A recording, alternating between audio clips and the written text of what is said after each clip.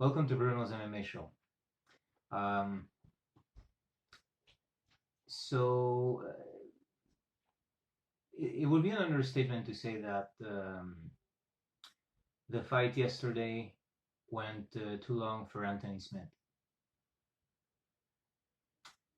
It would be a massive understatement, and I really wanted to address that. And okay, so for context, Anthony Smith was in a fight that should have been stopped, and he lost teeth. I don't know what else. Like I don't remember all of the damage he received, but at no moment did his corner throw the towel.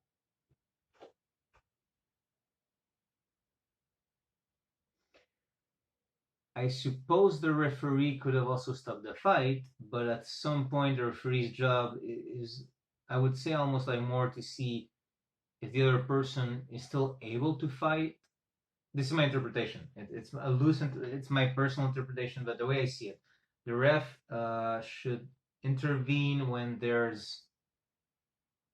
it's time for a stoppage, or if he sees the other person is literally unable to continue, or he sees the other person does not want to continue. But the corner's job, while also should be those things, I think is also intervening when maybe earlier than that in some ways. What I mean by that is the corner should be the one who realizes when a fighter has had enough, eaten enough damage. Like when a fighter could, in theory, keep fighting, but the corner will know better, will know it's not a good idea for that fighter. So the ref should just pay attention to, in my opinion, is the fighter still able to fight? But the corner should be more humane in a way. Should look for, this person could continue fighting, but I don't want him to get hurt or her, because the corner is supposed to be the fighter's team. I want that to sink in. They're supposed to be his team.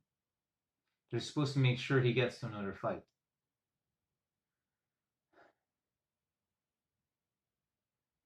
I can certainly understand fights like Ferguson and Gaethje, where the ref stepped in. And it's a championship belt.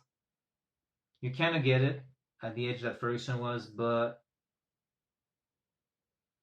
that should really be the exception in the fighter's career.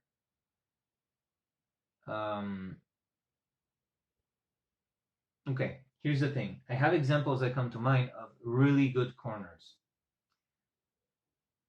I have an example that comes to mind. However, because I respect the fighter, because I respect the corner, I don't know if I should mention it in the sense that it's it's a bit touchy. Okay, I'm just gonna keep it vague, and look, if you manage to guess what fight I'm talking about, I urge you to keep it to yourself. There's such a thing in life as having class in a way where you might have noticed something, but you don't need to tell the world. You don't need to let the world know, hey, I noticed this thing, I have this theory about this. And yeah, I know I do lots of theories, but in some cases, when you see the why and you respect it, you certainly don't want to cause harm to it. But I think it needs to be said. And here's the thing is, in a way, because I don't want to mention the fighter, I'm also, in some weird way, not going to praise the corner, the coach who took the right decision. But it was a high profile fight, and the fighter was losing, and he was getting hurt. It was looking like he was fading. He was conceivably not going to win that fight. Not impossible at that point, not very likely.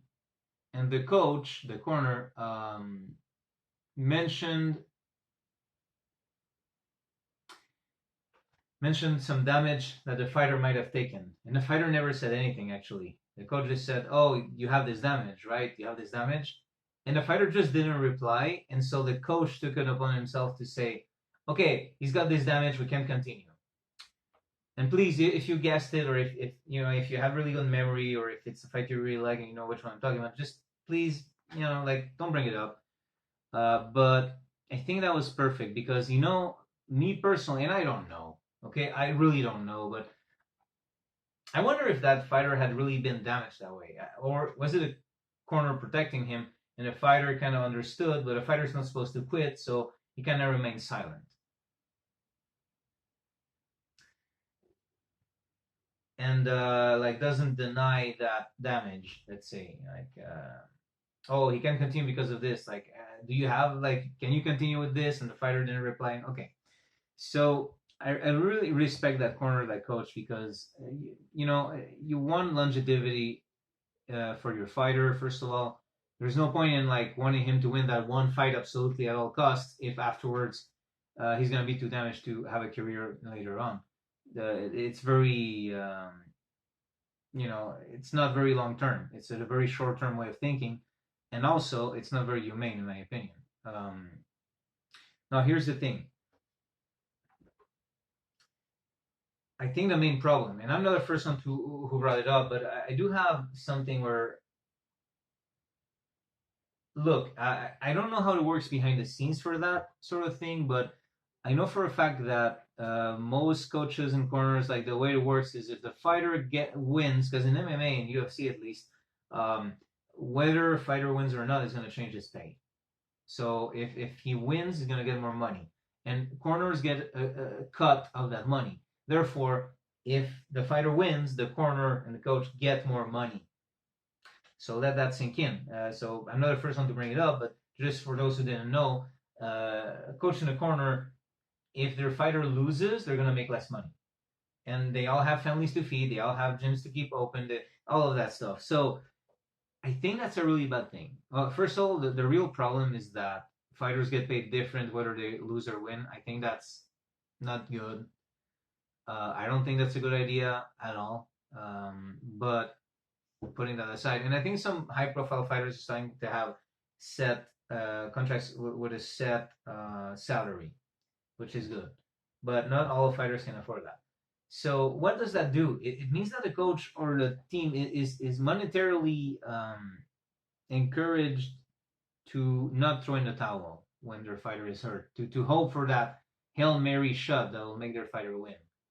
And that is all kinds of messed up. And you know what? Here's the thing. I don't know enough of behind the scenes. Maybe for some reason what I'm gonna say wouldn't work at all. But if it might work, and if look, if you're someone listening to this video right now and you're a fighter, or you're gonna become one, or whatever, if at all possible, what I would encourage you to do, find a team, a coach, like a corner, who will have maybe, look, either a set price, look at how much you make and give them a set price, or if it's a percentage, absolutely, yeah, I think it probably has to be a percentage, but maybe have a contract. And again, maybe this doesn't work. Hey, look, if you know about it, do comment on the video, please. But this is my idea, my crazy idea right now.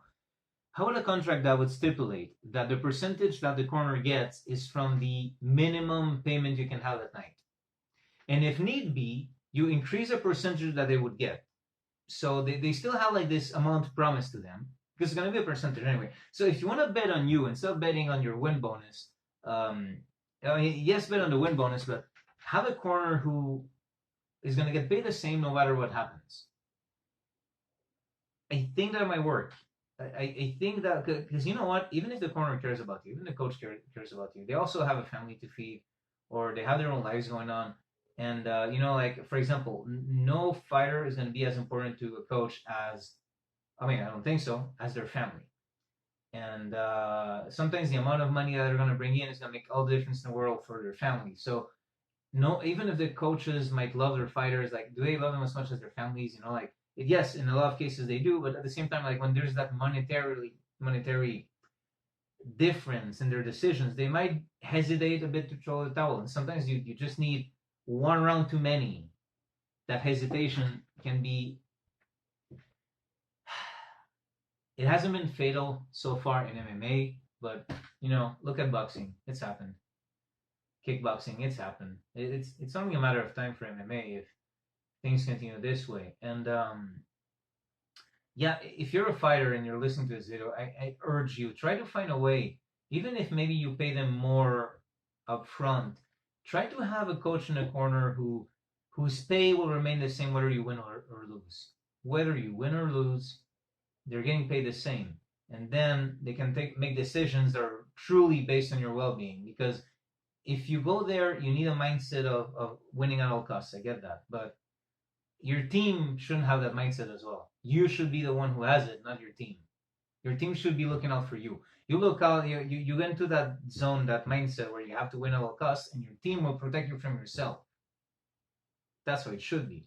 And I'm going to say something. There's even cases where I see instances of fighters who try to tell their corners they're kind of done, but they cannot say it, right? A fighter cannot just say, "Hey, look, I'm giving up right now.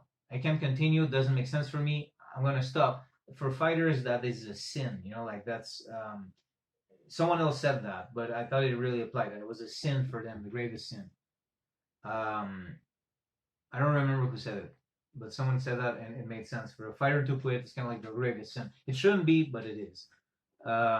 In perception. And sometimes I see fighters, and I don't mind using this example.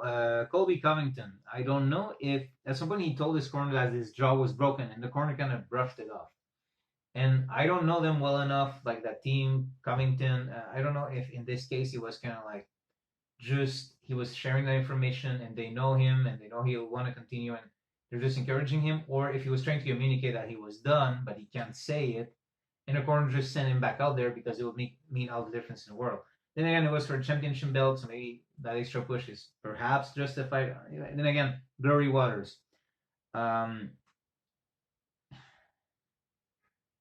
Yeah, it's just if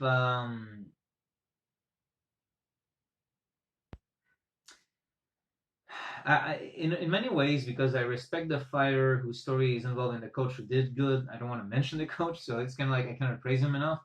But if you guess who it is, and maybe I'm wrong. Maybe that damage was real. But even then, like I think like the same way Covington's team sent him back out there with a broken jaw. That other case, another coach might have said like, okay, keep fighting, doesn't matter.